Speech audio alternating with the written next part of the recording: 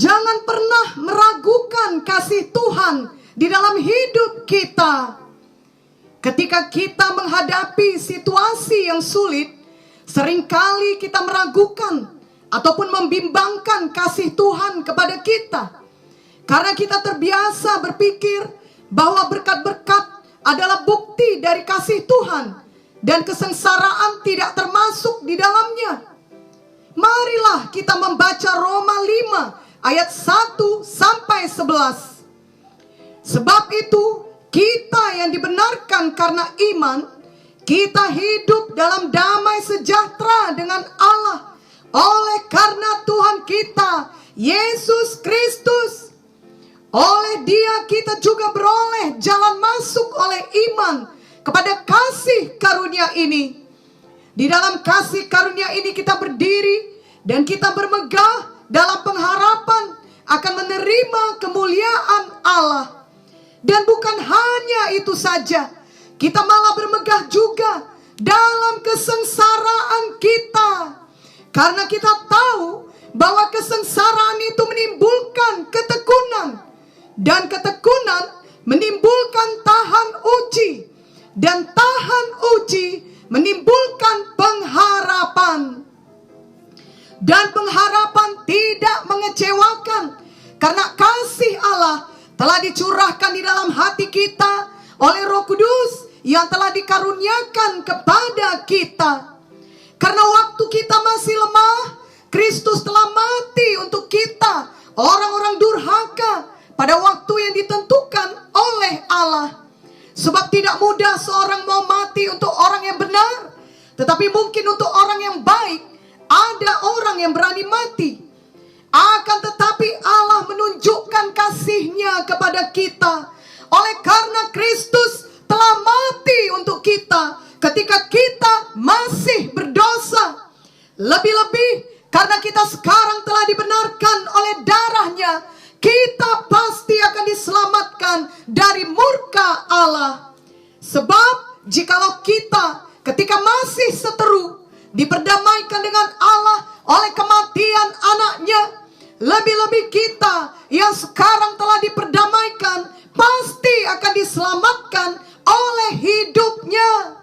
Dan bukan hanya itu saja, kita malah bermegah dalam Allah oleh Yesus Kristus Tuhan kita. Sebab oleh Dia kita telah menerima pendamaian itu. Dari ayat-ayat firman di atas kita diajari bahwa selalu ada tujuan Tuhan yang baik dari setiap situasi sulit yang dihadapi oleh kita anak-anak Tuhan. Mari kita memiliki cara berpikir yang baru, yang sesuai firman Tuhan, yakni situasi sulit yang kita hadapi atau kesengsaraan yang kita hadapi itu memang diperlukan untuk menimbulkan ketekunan. Dan ketekunan itu menimbulkan tahan uji bagi kita, yakni karakter yang baik bagi kita. Dan tahan uji menimbulkan pengharapan yang tidak mengecewakan bagi kita. Karena kasih Tuhan Yesus telah dicurahkan di dalam hati kita oleh Roh Kudus-Nya di dalam kita. Marilah kita mempraktekkan firman Tuhan ini.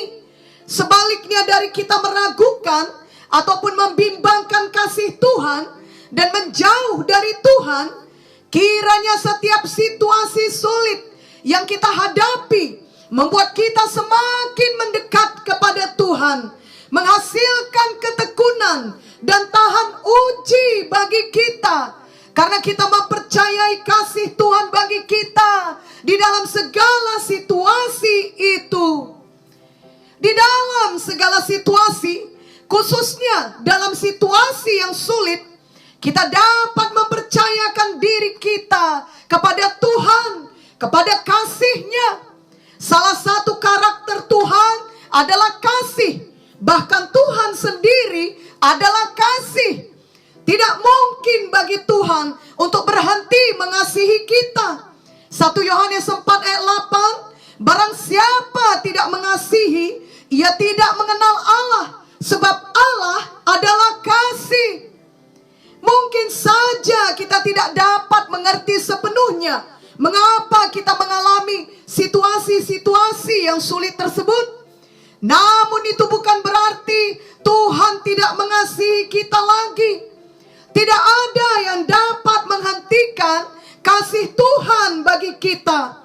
Justru Tuhan tidak pernah meninggalkan kita di tengah situasi yang sulit bagaimanapun. Dan bila kita mau tetap percaya kepada kasih-Nya dan patuh kepada firman-Nya, maka di tengah proses tersebut kita akan semakin diubahkan menjadi seperti gambaran Tuhan Yesus. Kiranya mulai saat ini ketika kita menghadapi situasi yang sulit, kita tidak lagi meragukan kasih Tuhan, namun justru kita mau dibentuk dan bertumbuh lebih lagi menjadi seperti Yesus. Mari kita membaca lagi Roma 11 ayat 33 sampai 36. Oh, alangkah dalamnya kekayaan, hikmat dan pengetahuan Allah. Sungguh tak terselidiki keputusan-keputusannya, dan sungguh tak terselami jalan-jalannya. Sebab siapakah yang mengetahui pikiran Tuhan? Atau siapakah yang pernah menjadi penasehatnya?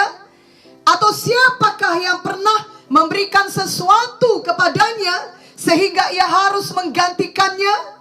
Sebab segala sesuatu adalah dari Dia dan oleh Dia dan kepada Dia.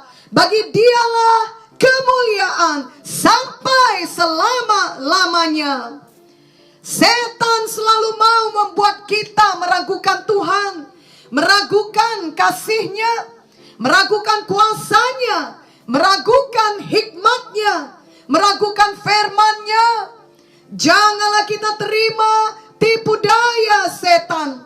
Walau masa depan kelihatannya tidak pasti, jangan biarkan ketakutan menguasai hati kita.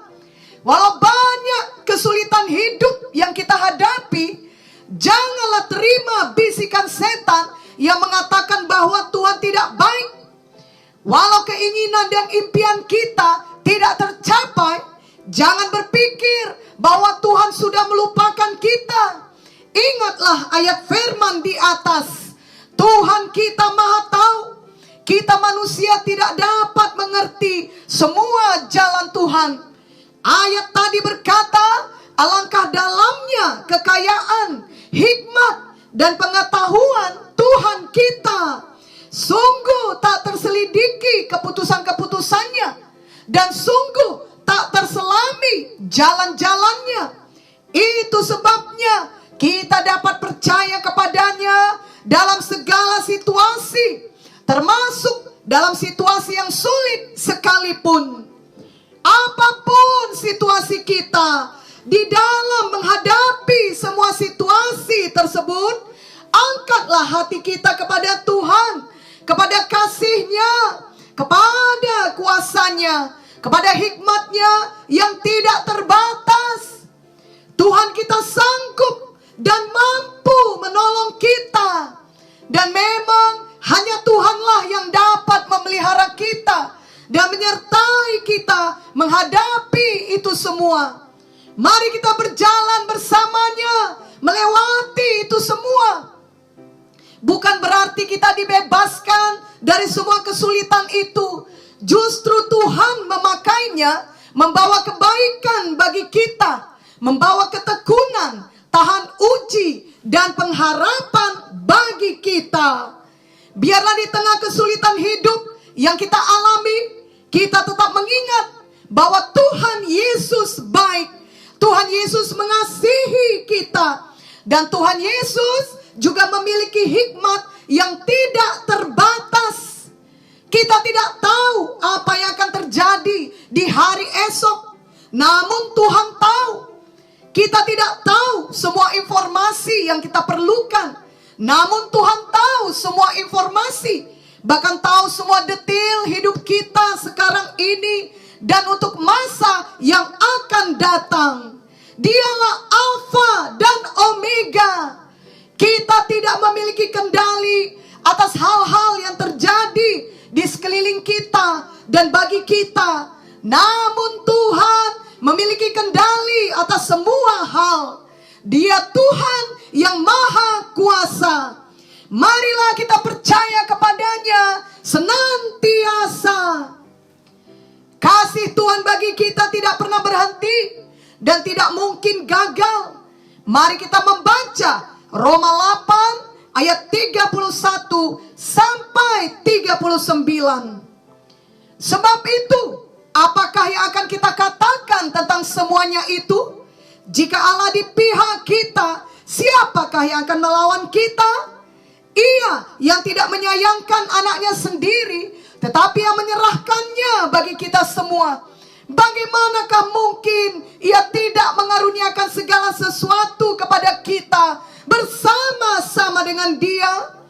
Siapakah yang akan menggugat orang-orang pilihan Allah? Allah yang membenarkan mereka. Siapakah yang akan menghukum mereka? Kristus Yesus yang telah mati, bahkan lebih lagi yang telah bangkit, yang juga duduk di sebelah kanan Allah, yang malah menjadi pembela bagi kita. Siapakah yang akan memisahkan kita dari kasih Kristus? Penindasan atau kesesakan atau penganiayaan atau kelaparan atau ketelanjangan atau bahaya atau pedang? Seperti ada tertulis, oleh karena engkau kami ada dalam bahaya maut sepanjang hari. Kami telah dianggap sebagai domba-domba sembelihan. Tetapi dalam semuanya itu, kita lebih daripada orang-orang yang menang oleh Dia yang telah mengasihi kita. Sebab aku yakin bahwa baik maut maupun hidup, baik malaikat-malaikat maupun pemerintah-pemerintah, baik yang ada sekarang maupun yang akan datang, atau kuasa-kuasa, baik yang di atas maupun yang di bawah, ataupun sesuatu makhluk lain, tidak akan dapat memisahkan kita dari kasih Allah yang ada dalam Kristus Yesus Tuhan kita. Sungguh betapa dahsyat kasih Tuhan bagi kita. Tidak ada yang dapat memisahkan kita dari kasih Tuhan. Namun ini hanya terjadi jika hati kita benar-benar mempercayai kasih Tuhan tersebut dan tidak meragukannya sedikit pun. Bila kita percaya kepada Tuhan, maka kita tidak perlu terus gelisah dalam menghadapi semua situasi sulit tersebut. Ingatlah Roma 8 ayat 31 dan 37. Dan jadilah orang yang lebih dari orang yang menang. Ingatlah juga perkataan Tuhan Yesus dalam Yohanes 14 ayat 1. Janganlah gelisah hatimu, percayalah kepada Allah, percayalah juga kepadaku. Kerap kali kita mau Tuhan membuktikan kasih-Nya kepada kita dengan langsung mengeluarkan kita dari situasi sulit yang kita hadapi. Namun kita semua perlu belajar untuk percaya sepenuhnya kepada Tuhan. Dan itu juga berarti bahwa kita harus sabar menantikan waktu Tuhan bagi kita. Yesaya 64 ayat 4b berkata, seorang Allah yang bertindak bagi orang yang menanti-nantikan Dia, hanya Engkau yang berbuat demikian. Tuhan bertindak bagi kita, anak-anaknya yang menanti-nantikan Dia, karena kita percaya pada kasih-Nya, pada hikmat-Nya, pada waktunya, bukan pada waktu kita sendiri. Ada kalanya kita memang perlu menunggu atau menantikan waktu Tuhan dan tetap beriman di tengah situasi sulit yang kita hadapi. Sebab semua hal tersebut mendewasakan kita secara rohani, membuat kita siap untuk berkat Tuhan yang besar yang menanti kita di masa yang akan datang. Kita mengingat bahwa Daud juga harus menunggu bertahun-tahun sebelum ia benar-benar menjadi raja atas ke-12 suku Israel, walau ia sudah diurapi sejak masa mudanya. Namun ketika hal itu terjadi, Daud jauh lebih bijaksana. Ia merupakan seorang raja yang sudah banyak dibentuk dari berbagai peperangan yang dialaminya, dan terutama ia seorang yang berkenan di hati Tuhan. Daud selalu percaya kepada Tuhan. Kita dapat membacanya dalam berbagai mazmur yang telah ditulis Daud.